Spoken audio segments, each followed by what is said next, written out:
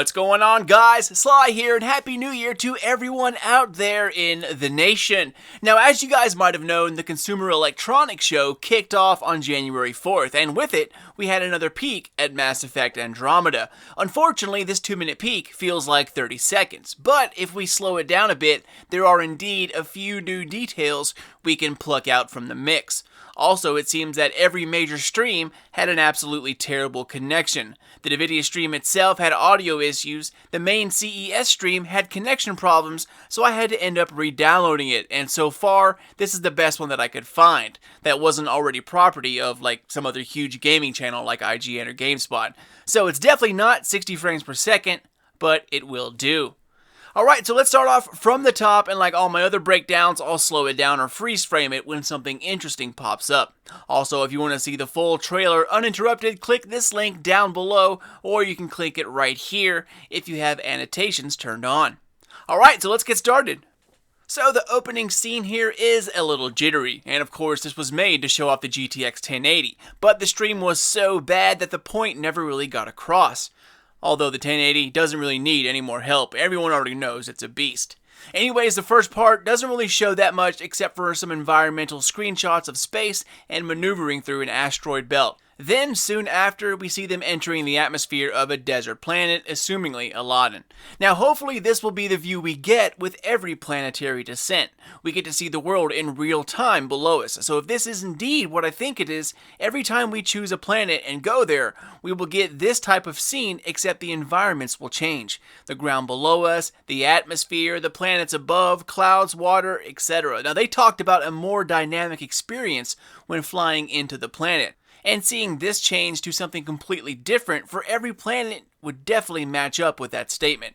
Now we can see that this planet has an atmosphere by the friction it causes upon re-entry. I was a little disappointed with the amount of fire and the length of time it took to get through the first layer, but when I was thinking about it, if Element Zero can indeed change the mass of the ship itself, that could be why very little heat is shown upon re-entry. The smaller the mass, the faster it would slow down, and therefore the less heat buildup. Kind of a nerdy thought, but small things like this make the game come alive. And at the end of this scene, we see a front shot of how the Tempest lands. Its cargo bay doors seem to be the main weight bearer, along with the two shocks out of the side of the wings. The garage exit for the Nomad is obviously right here, but for security, I wonder if they can actually close this door without having the support removed. Another thing to think about, which is usually the theme of videos like this, while we get a view of new things, they usually leave us with more questions than answers. Anyways, moving along here, we abruptly moved into the character menu for some reason. Now the team is here composed of Rybro, which is the male writer, Cora, and PB. This is our first look at the character menu. So at the very top left, you'll see a small XP bar. Then besides that, crammed together, we now have an item limit. And it makes sense from what I showed you guys in the previous trailer where enemies now drop items to loot. So some kind of max would need to be placed. Now I don't know if it's upgradable or not, we'll have to wait and see. Moving along, you'll see a quick access bar. Now these are the same options you can access while in the main menu, which is right here. I'll show you this a little later as well. You have options, save, inventory, codecs, all of these can be accessed by pressing the bumpers on the controllers, which you see here on the top of the screen. Further along, we can see that we are indeed getting creds back, which was something the community wasn't entirely sure of, so it's another anchor in the original Mass Effect universe. On the top right, you can see your Nexus level. Now this symbol was also seen in the info dump we had from Game Informer. Now we can only guess as to what this is about, but if you listen to some of the Andromeda Initiative videos off of the main Mass Effect website, you will hear Avina tell you that due to the size of the Nexus, construction will not be scheduled for completion until after it arrives in Andromeda. So perhaps this Nexus level will be a way to finish building it? I mean, maybe scavenging resources from the galaxy? Or it could just be something as simple as upgrading the command posts, which in turn gives you more missions, more information, etc. You know, think of it kind of like the Spectre office in Mass Effect 3. It had small special missions and items you could purchase, which were only available from that location. It could be that the Nexus works in that same way. You upgrade it by doing Nexus missions, and then it opens up new opportunities and requisitions. Once again, we will wait and see. So moving along, we finally get some answers about upgrades, skills, profiles, etc. You can see that we are indeed going back to the point system from Mass Effect 3 as well as the skill tree. For the lazy gamers out there, the auto level is still an option, but come on man, auto level? Anyways, before we get into that, we get a quick line from the Tempest pilot, which is our Salarian teammate. It doesn't say that for sure, but anyone who is a Mass Effect fan can tell you that this is a Salarian talking. Come in. Are you alright? Sam, relay to the Tempest that we're stranded but alive. No choice but to investigate PB's signal. Looking out over the world, this view is one of the Remnant worlds. Again, a night and day difference from the previous games in terms of world art. But we've seen parts of this planet and mission before in previous articles and clips. Notice that later in this clip on the top right where it'll say investigate the Remnant signal, this is part of the same mission they showed us from that Game Informer Infosplosion, just a different part of it. But now we're coming into the meat of this clip, guys, and this is the main menu where you can save, adjust your character, options, check inventory, journal, etc. Now this is played on the PC, but as you'll see later on, this gamer is using a controller. So moving along, notice instead of skills, he or she clicks on profiles. And here is our first look of our character profiles. The good old soldier is back along with engineer, adept, sentinel, vanguard, infiltrator, and a new one called explorer. There are now ranks within each profile. For instance, this soldier profile is only at rank 1, which as you can see gives 10% weapon damage, 10% accuracy, 2 damage protection, 10% clip size, and marksman focus, which to me looks to be an intrinsic talent. Now this isn't the marksman skill like in previous games. I think this is a bonus available all the time. It says grants an escalating damage bonus for every target killed in a short time. So if you stop firing or stop killing within a tight time frame, it'll reset. While strict, I bet it's going to be very useful. Scrolling down, we see the engineer profile next, also at rank 1, and engineers are experts in both offensive and defensive tech powers. This profile reconfigures Ryder's implant, enabling him to maintain constant control of a small combat drone, which assists and protects him in battle. The rank 1 bonus here is combat drone. A small drone improves recharge rate for tech powers and self-destructs with an EMP pulse if enemies get too close. The rest we can't see, but from the sound of it, engineers are pretty much centered around this battle drone. We've always had them, but they were never really centered around it before, so that's kind of interesting. I'm sure we'll find out more later. And unfortunately, the rest of it we don't get to see, but keep these profiles in mind right here. So after continuing with the mission, we get to a gate, and now we hear the suit's AI once again, but it does sound different from the one that we heard in the last showing. Pathfinder, this console controls the gate. It could be something that they're working on, they're trying out different audio. Either way, we're going back into the main menu, but this time we're selecting skills. So now, while we're in the skills menu, you can see that there are 3 main types of skills along with your teammates on the bottom. Here we select tech, and as you can see, each skill within this tech menu also has a ranking system. However, it uses accumulated points instead of XP leveling. So the more points you put into a skill, the higher the rank becomes, and of course the higher you go, the better they become.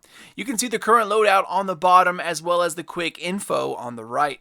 Now, one thing to notice is that within each skill, you'll have passive talents as well as equipable powers. Notice on the bottom, you have these triangle upgrades. These are tech talents that are always enabled in the background, continually helping you out. For instance, this person is rank 1 in offensive tech, which gives you 15% tech power damage. So for the flamethrower, overload, etc., you can add an additional 15% damage to that. Going up 1, we have Team Support, another passive talent, and here he is rank 4, and as you can see, this one is a big deal and something you should be investing in heavily. 21% Team Shields, 15% shield delay reduction, 25% power damage, etc. These are all something equally important as your own equipable talents, and depending on the profile you selected, keep in mind what you have active in your skills to make the most of each engagement. So as you can see, the bottom half of this list are all passive skills, and then the user here gets into the top, which are the active powers you can select. And here we get another first, the skill tree. I absolutely loved the skill tree in Mass Effect, because even though you selected a certain type of character, like, a soldier, vanguard, adept, whatever, you could further fine-tune yourself. Did you want to become, more support-based, more biotic-based, maybe more weapons-based? These branching skill trees allowed you to play in different ways, so it's absolutely great to see them back. The skill tree we see here is pretty straightforward in terms of price. It goes from purchasing rank 1, which is 1 point, to rank 6, which is 6 points. Rank 2 is 2 points, 3 is 3 points, and so on. To fill out the entire tree will cost you 21 points. You can also see the skill tree options on the bottom once you hover over them. On rank 4, you can select extra damage or extra recharge speed. Rank 5, you can extend your flamethrower's reach, or you can keep your current range, but add a damage over time effect. And at rank 6, you can be more damage based with 50% extra armor damage, or you can become more support based and cause a blinding effect that your whole team can take advantage of, a little CC. Now, of course, we go 50% armor damage. I mean, come on. But here, soon, you'll see why he selects it. This enemy, known as the Nullifier, has a yellow band, which signifies armor. The smaller Remnant Observers have a blue band on top and a red band below, which the blue stands for shields, and of course, the red is for health. Now, before we get into this fight, you can see that your teammates on the bottom, the right-hand side is of course PB, and the one on the bottom left we haven't seen before, which assumingly is Cora. Now, while Rybro is fighting, you can now see why he chose the engineer profile. While I'm not quite sure about this combat drone thing, you can see that the engineer profile adds a 20% combo damage. And in the tech and biotic field, combos are a very powerful and very useful part of combat. So for combos to work, you need to have certain attacks lined up back to back, or an enemy has to be in a certain status or affected by another power for a combo to work. If we go back to the flamethrower, you can see that on the right hand side at the bottom, it says unshielded enemies held in the jet catch fire, priming them for combo detonations. So if you arm your teammates with certain abilities, you can prime your opponent with the flamethrower, and then after his shield is off, you can have your teammate cast an ability. This causes the combo to detonate, and with that 20% extra damage you get from the engineer profile, you can see that this guy's health goes to 0 pretty quickly, which is what I think happens here. Now, it could just be a glitch, which some seem to think it is, but I doubt it. You'll see his shield go down, then once he catches fire, you can see this biotic blue glow all over him. Then all of a sudden he has no health, and poof, it explodes, which is the detonation. So I'm pretty sure this is exactly why we get to see the selection of a profile, and then see him pick flamethrower. Mass Effect is full of things like that, and I'm excited to see other profiles and what goodies lie inside of all the other talents. But that's about it, guys. Like I said, it was pretty damn short, but there were a lot of firsts. I just wish we could have seen a little more of the teammate skill selection, a little more of the other profiles and talents, but supposedly, here soon IGN will have a 2017 info-splosion similar to what Game Informer had for us last year. You can see the tweet right here from a dev announcing that there will be much more very soon. So as usual, cannot wait for that.